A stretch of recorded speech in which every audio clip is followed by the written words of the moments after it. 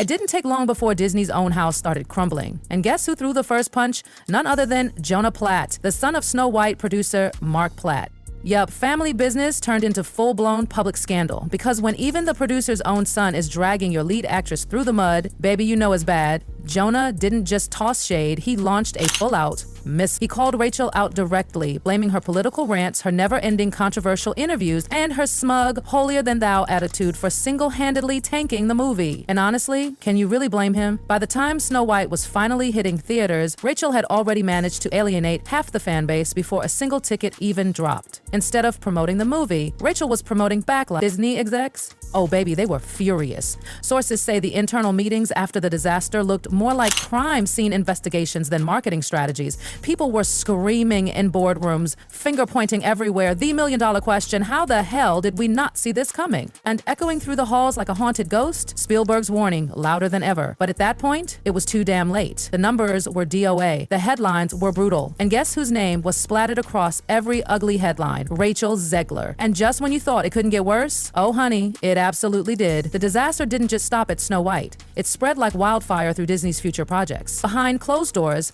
Disney quietly began hitting pause on multiple live-action remakes and reboots that were already in early development. Movies that were supposed to ride the coattails of Snow White's success? Put on ice. Some of them shelved indefinitely. The fear was real. No one, and I mean no one, wanted another Rachel Zegler situation. One insider described the vibe at Disney headquarters as pure panic mode. Executives scrambling like their careers depended on it. Because, let's be honest, they did. The first step in their crisis plan, get as far away from Rachel Zegler as possible. Sources say calls that were once being made to Zegler's team about future auditions, dead.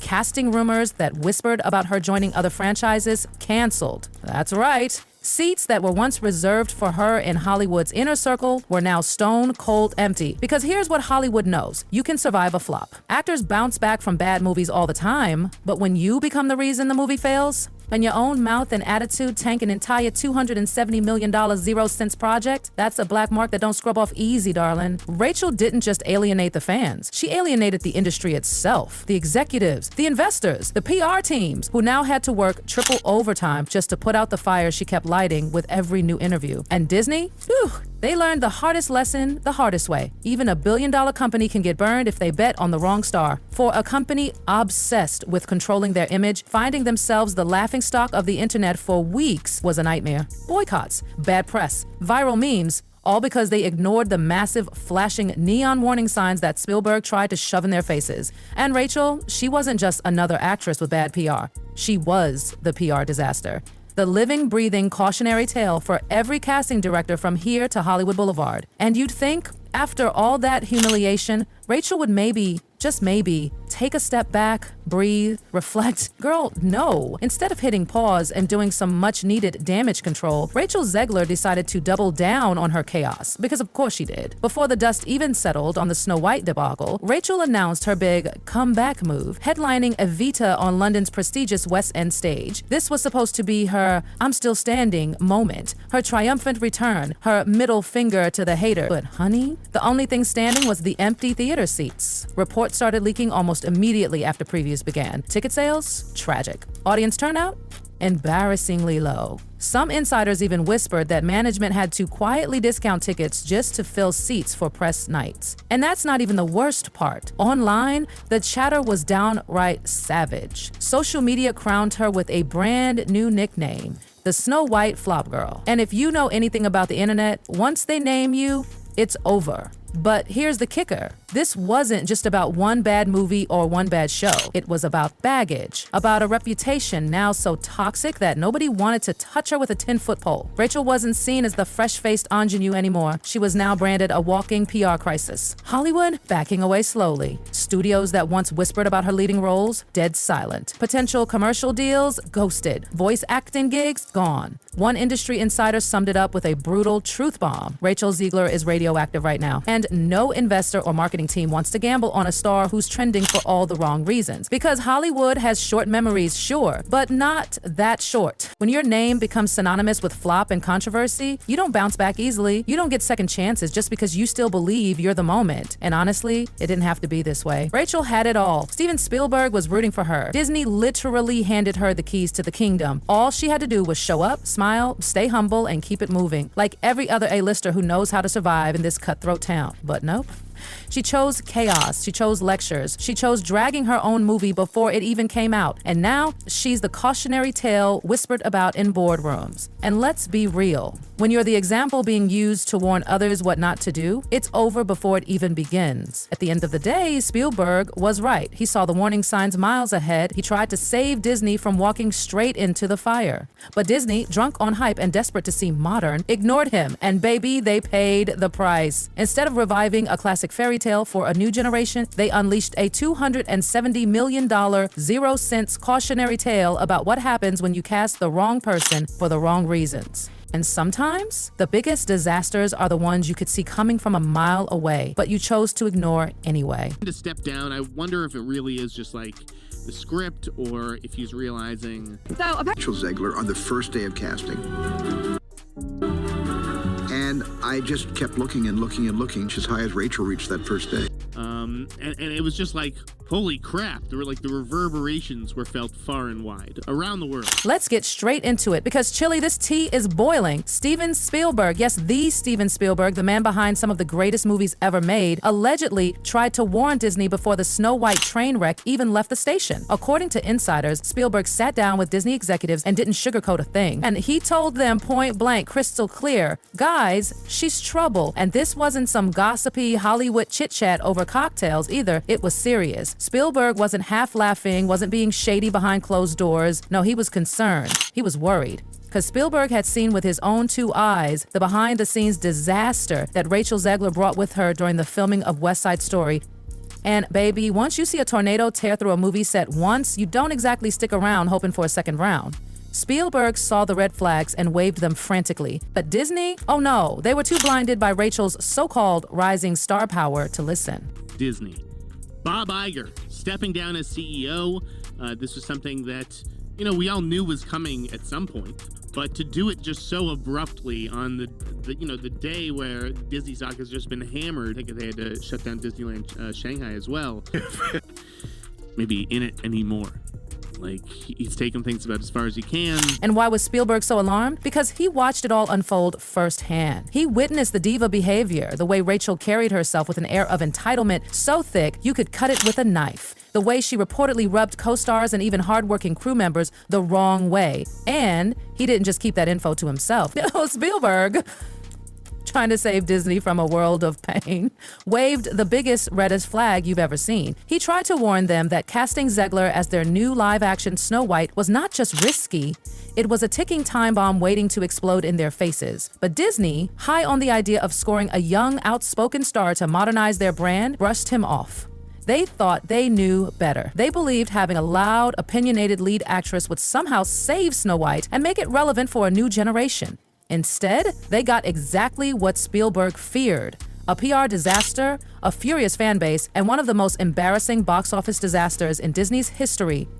Have they ever thought about maybe like a little bit of vulnerability study, opposition research, that sort of thing, before you go and hire some Zoomer who's a lunatic? They say all you have to do to make your wish come true is let it echo, echo, echo, echo. This wasn't just your typical disappointing release, y'all. This was a full-blown train wreck. The movie's bloated budget ballooned to somewhere between $240, 0 cents, and $270 million, 0 cents. And yet, when all was said and done, it barely scraped together $194,600,000, 0 cents globally. But not even close to breaking even. It was humiliating. And now, standing in the wreckage, everybody's asking the same damn question. Why didn't Disney listen to Spielberg? Like, seriously, why didn't they listen to one of the smartest men in Hollywood? This is just so typical of the left. The progressives always finding a way to find their way back to doing something not progressive. Remaking the movie, they just got rid of the dwarves. but they have one token dwarf amongst these magical creatures. You actually just went backwards. You actually just erased the dwarfism side of it, the disability, like we're a disability group. You just erase that whole. Here's the thing. Spielberg didn't just suspect that there would be issues with Rachel. He experienced them up close and personal. Working with her on West Side Story, he saw a side of Rachel that the public wasn't fully aware of yet. And trust me, baby, it wasn't the sweet Disney princess vibe they were hoping for. The set of West Side Story was filled with tension. It wasn't just occasional drama. It was practically daily fireworks. Crew members whispered about her being difficult to work with. Rachel Zegler, like so many kids raised on TikTok, she's all for infantata is the only global solution. It's awful, generic. Never mind that the lyrics make no sense at all. All you have to do to make your dream come true is let it echo. Is it like on a metaphor? Rachel was reportedly unpredictable, stubborn, and at times downright rude.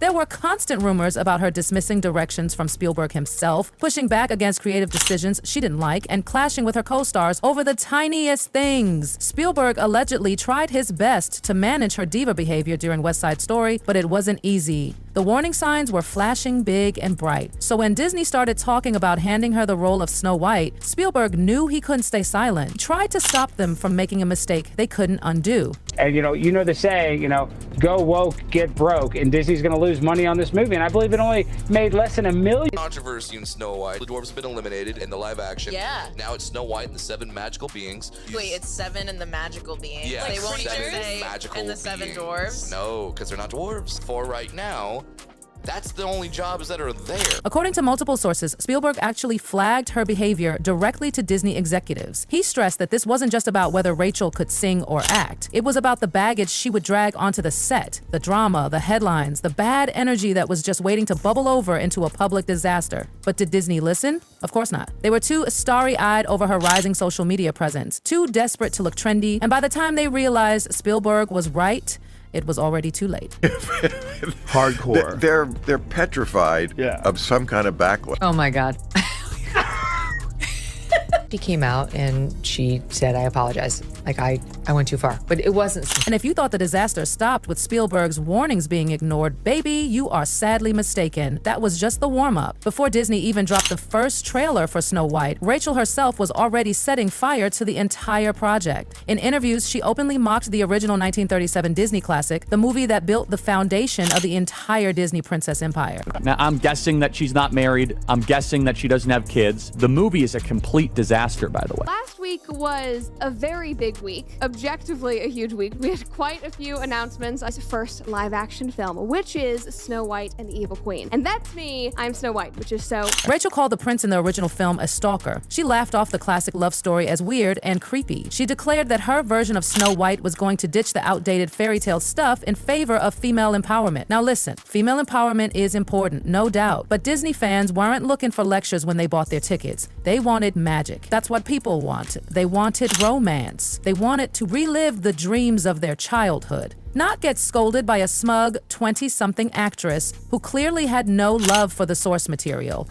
I sat through the whole thing. This was really bad. It was extremely leftist on every political dimension: racial politics, sexual politics, class politics, regime politics. Its narrative was cowardly. It was just awful. It's got extra musical numbers that are incredibly unnecessary, that really add to that runtime. And let me go ahead and let you know that they're absolutely f***ing atrocious. Instead, fans got Rachel rolling her eyes at everything they loved. The backlash was immediate and savage. Fans flooded the comment sections across YouTube, TikTok, Twitter, you name it. Boycott calls were everywhere. Reaction videos tearing into Rachel's smug attitude went viral overnight. Disney didn't just lose casual viewers. They alienated their core fan base, the ones who actually show up on opening night with wallets in hand. Doing catastrophically.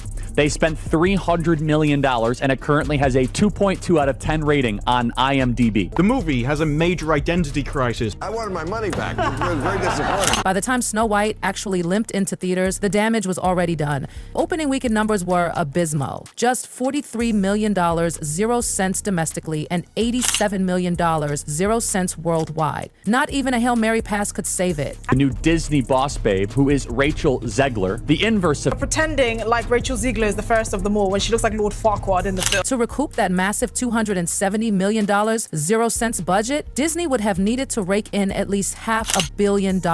But instead, the movie crashed and burned, overshadowed by controversy, mocked mercilessly across the internet, and dragged by critics for being preachy, awkward, and joyless. It wasn't just bad, y'all. It was career-ending bad. So apparently, according to them and according to the writers of Snow White, women can't even want to be in love anymore. Broke out with this news, and I'm very, very, very excited and looking forward. The harshest criticism landed right on Rachel's shoulders. Her performance was called wooden, disconnected, and emotionally flat. Instead of charming audiences and breathing fresh life into the Disney legacy, she managed to push away old fans and alienate a whole new generation at the same time. It wasn't just a bad movie, it was a reputation killer. And the worst part, it was completely preventable. When the dust finally settled, Disney was left scrambling, desperately trying to patch up a ship that had already sunk. They even tried to modernize the film soundtrack, awkwardly scrapping iconic songs like Someday My Prince Will Come and replacing them with some forced, empowered anthems that nobody asked for. But baby, no song, no re-edit, no amount of spin could save Snow White now. The damage was catastrophic, and the public was not letting it go. Behind the scenes, it was even messier. Fingers were pointing in every direction. Internal meetings were turning into blame games, and whether they said it out loud or not, everybody knew the truth. Rachel Zegler was the match that set the whole thing ablaze. And then the next explosion came from a place no one expected. Remember Jonah Platt, son of Snow White producer Mark Platt? Yeah, that Jonah. He didn't just throw shade, he hurled a whole damn forest. He came out swinging, putting Rachel Zegler on blast publicly. And when the family of the producer starts dragging the movie's lead actress out in public, oh baby, it's officially beyond saving. Jonah openly accused Rachel's endless political rants, her non-stop controversial interviews, and her holier-than-thou attitude for directly tanking Snow White. He basically said what everyone in Hollywood had been whispering for months. Rachel Zegler was her own worst enemy. She didn't just sink the ship, she set it on fire and then danced on the ashes. And honestly, can you really blame him for being mad? By the time Snow White even touched theaters, Rachel had alienated half the internet. She wasn't promoting a movie, she was promoting a backlash campaign with every smug soundbite she dropped. Disney executives? Furious. Sources say internal emails and calls were heated. The executives demanding to know, how the hell did this happen? How did we get here? And in the background, Spielberg's voice echoing like a ghost. I warned you. Clear as day. But it was too late. Way too late. The ship had hit the iceberg and the captain was still trying to rearrange the deck chairs. And the ripple effect? It didn't stop at Snow White. Oh no, darling. Disney's entire live-action remake empire started feeling the aftershocks. Suddenly, projects that had been greenlit and hyped, paused, postponed. Some outright killed quietly behind closed doors. Nobody wanted to be the next Rachel Zegler disaster. Internally, Disney was full-on panic mode. Executives scrambling like rats off a sinking ship, trying to spin narratives, trying to save face. But it was all way too little, way too late. And the first and most obvious thing they had to do, distance themselves from Rachel Zegler as fast and as quietly as humanly possible. Calls that were once made to her team about new roles, dead. Casting talks about her joining other Disney properties, silence. Any future collaboration ideas, killed without ceremony. In Hollywood, once you're labeled toxic, baby, it's like being cast out into the cold. And Rachel was radioactive. Because here's the thing about this town. You can survive a flop, plenty of stars have, but when you become the reason the project failed, when your own mouth and your own bad attitude become the smoking gun, you're done. Rachel didn't just lose fans, but Disney, blinded by hype and social media followers, ignored every single red flag, and they paid for it. What should have been a magical billion-dollar revival of one of their most iconic princesses turned into a $270 million, 0 cents, soul-crushing lesson about what happens when you cast the wrong person for the wrong reasons, because sometimes the biggest disasters in Hollywood aren't accidents. They're warnings that nobody listened to. Things that nobody listened to. Things that nobody...